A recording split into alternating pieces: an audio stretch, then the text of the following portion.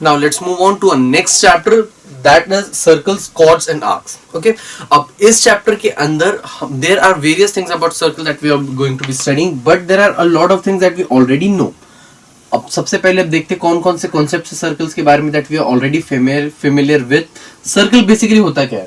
Circle basically उन सारे points का सेट होता है जो एक पर्टिकुलर पॉइंट से इक्विडिस्टेंट होते हैं. मतलब कि एक पर्टिकुलर पॉइंट होता है जिसको मैं O मान लेता हूं.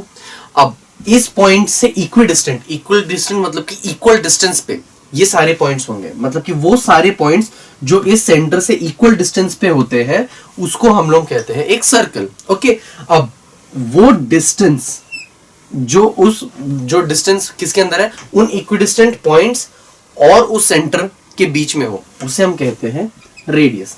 Isn't it? कि अब सारे डिस्टेंसेस यहाँ पे रेडियस ही होने वाला है.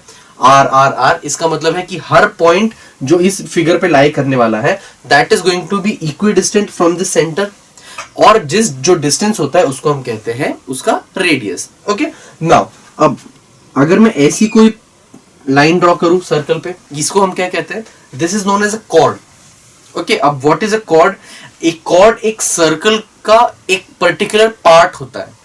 ओके, सो एक particular section of a circle is known as a chord. Okay, जो या फिर हम कहते सकते हैं कि ऐसी एक लाइन जो सर्कल को किसी एक पर्टिकुलर पार्ट पे कट करे, टू पर्टिकुलर पॉइंट्स पे कट करे, टू डिस्टिंक्ट पॉइंट्स पे कट करने वाली किसी भी लाइन को. Now let's see what are chords.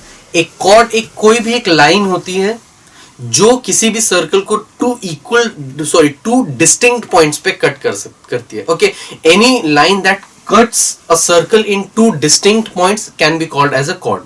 Now there is a question for you, can this be a chord?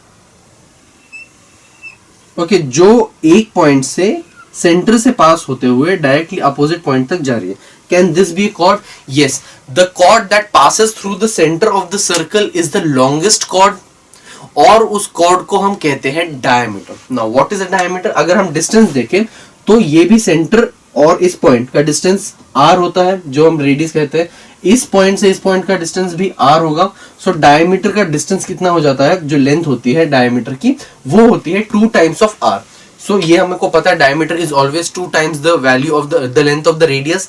Okay, so अब जो लॉन्गेस्ट वैल्यू होती है किसी भी डायमीटर की वो होती है, सॉरी किसी भी कॉर्ड की, that is equal to the diameter. Okay, now what are arcs? ठीक है, एक आर्क होता है किसी भी सर्कल का कोई एक पर्टिकुलर सेक्शन. फॉर एग्जाम्पल अगर हम इस पार्ट को देख ले, अगर मैं नाम दे दूं A, B, C, D and E.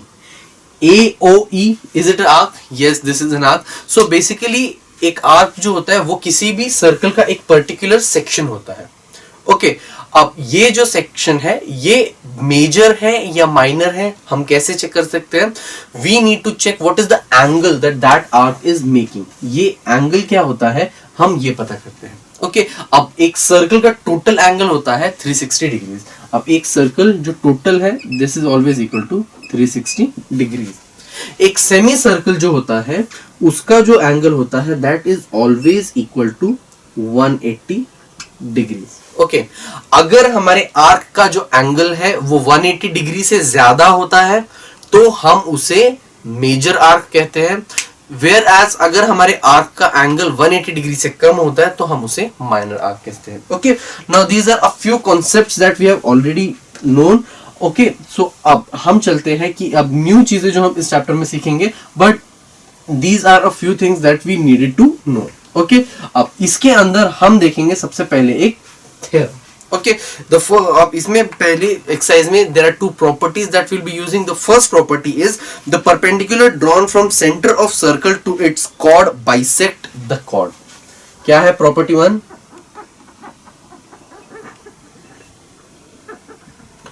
The perpendicular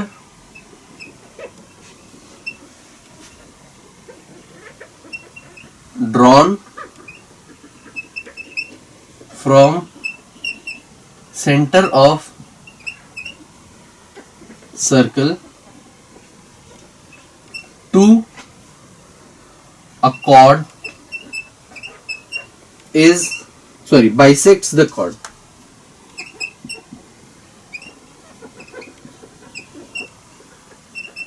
अब इसका मतलब क्या हुआ, अगर मेरे पास कोई सर्कल है, ये है उसका सेंटर, और मेरे पास कोई एक कॉर्ड है, ये ए बी, और ये सेंटर को मैं ओ मान लेता हूं, ठीक है। अब क्या कहा गया, अगर मैं सेंटर से परपेंडिकुलर ड्रॉ करूं मेरी कॉर्ड के ऊपर, मान लिया मैंने परपेंडिकुलर है ये, okay, this is my perpendicular, मैं इसको सी नाम दे देता हूं। क्या कहा, perpendicular drawn from centre of circle to the chord bisect the chord. Bisection का मतलब क्या होता है कि मतलब कि this will be equal to this, मतलब कि AC और CB वो उसको इक्वल लेंथ के अंदर डिवाइड कर देगा, मतलब कि AC और CB सेम हो जाएंगे। कब, अगर मैंने सेंटर से एक परपेंडिकुलर ड्रॉप किया है मेरे कॉर्ड के ऊपर। Okay, now there is one more property, the segment joining the center of a circle and midpoint of a chord is perpendicular to the chord। क्या कहा गया है, the segment joining, this is my property 2,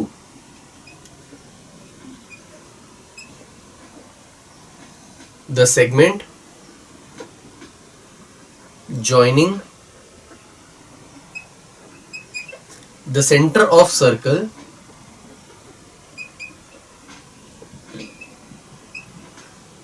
and midpoint of chord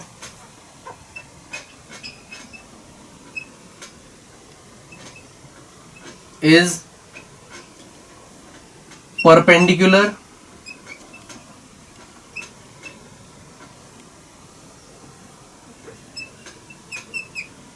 to the chord। इसका मतलब है कि अगर मेरे पास कोई सर्कल है, ये है मेरी कॉर्ड AB और ये है उसका सेंटर O, तो अगर, और ये इस AB का कोई मिड पॉइंट है C, मिड पॉइंट मतलब कि ये जो लेंथ है ये दोनों सेम रहने वाली है। अगर मेरे पास AB का मिड पॉइंट है कोई पॉइंट C, और अगर मैं इससे लाइंस कोई सेगमेंट ड्रॉ करूं CO, so this CO will be perpendicular to AB। तो अगर देखा जाए तो ये जो थ्योरम प्रॉपर्टी 2 जो है, that is basically the reverse of property 1, या कॉन्वर्स कह सकते हैं ऑफ प्रॉपर्टी 1। अब इसकी अगर मैं बात करूं, इसमें हमने क्या देखा था कि अगर the perpendicular drawn from centre of circle to chord, मतलब अगर मैं सेंटर ऑफ सर्कल से कॉर्ड पे एक परपेंडिकुलर ड्रॉ करूं तो ये इसको बाइसेक्ट कर देता। बाइसेक्ट करने का मतलब क्या हो जाएगा, मैं लिख सकता हूं यहां पर लेंथ ऑफ, यहां पे क्या AC will be equal to length of CB, क्योंकि वो बाइसेक्ट कर रहा है तो दोनों की लेंथ सेम होगी, and this will be equal to half the length of AB, क्योंकि मिड पॉइंट हो जाएगा ये, तो ये उसका हाफ हो जाएगा, so half the length of AB। Okay, so these are the two properties that we'll be using. Now let's see a few questions that we can solve based on these two properties. Okay, अब हमें इस in all these kinds of questions there is one thing that you need to make sure is drawing the diagram। diagram draw करना बहुत help करता है to solve such questions। plus one more thing, in these questions you can see that there is perpendicularity coming in scene। okay, and whenever a triangle is perpendicular, which is the most important theorem that we are familiar with, वो है हमारे पास Pythagoras theorem. Okay, so Pythagoras theorem also plays a very important role in solving the questions that are related to these two properties। okay, क्योंकि Pythagoras theorem में हम लोग triangle की perpendicularity को ही यूज करके करते हैं, तभी वो पाइथागोरस थ्योरम बनती है। So in this also that is the exact thing that will be using.